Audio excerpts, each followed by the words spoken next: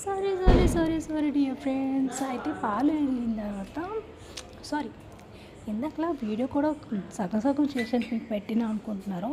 Dry fruits వేసుకొని పాలు, పంచదార, సేమియా బాగా కలిసింది. ఇప్పుడు డ్రై ఫ్రూట్స్ కూడా వేసేసుకున్నాను, ఇంకా కలుస్తుంది. సో నేను వేయించుకున్న ఫ్లేవర్ చూసారా, ఆహా ఏమన్నా స్మెల్ వస్తుంది. అయితే దీనికోసం ఒక పాట పాడుకుంటా. సారీ నా వాయిస్ మీకు నచ్చకపోతే నన్ను తిట్టుకోకండి.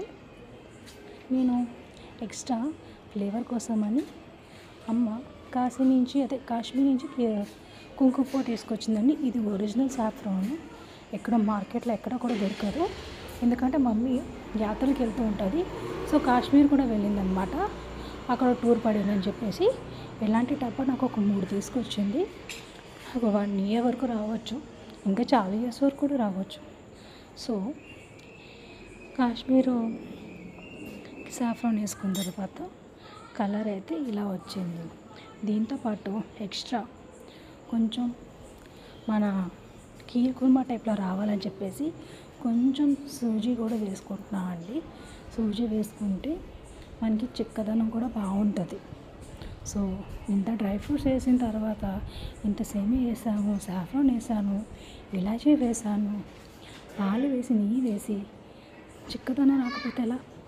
అందుకని సేమియా కూడా వేసుకోండి. దాంతో కొంచెం అంటే కొంచెం చిన్న కప్పు మన సూజీ రవ్వ అంటే ఉప్మా రవ్వ అంటాం కదండి, అది వేసుకున్నాక ఈ థిక్నెస్ వస్తుంది చూడండి. కలుపుతున్న కొద్దీ చిక్కబడుతుంది అనిపిస్తుంది. ఇంకా చిక్కగా అనిపిస్తుంది అనుకో, మధ్యలో మనం పాలు కూడా యాడ్ చేసుకోవచ్చు. స్మెల్ అయితే సూపర్ వస్తుంది.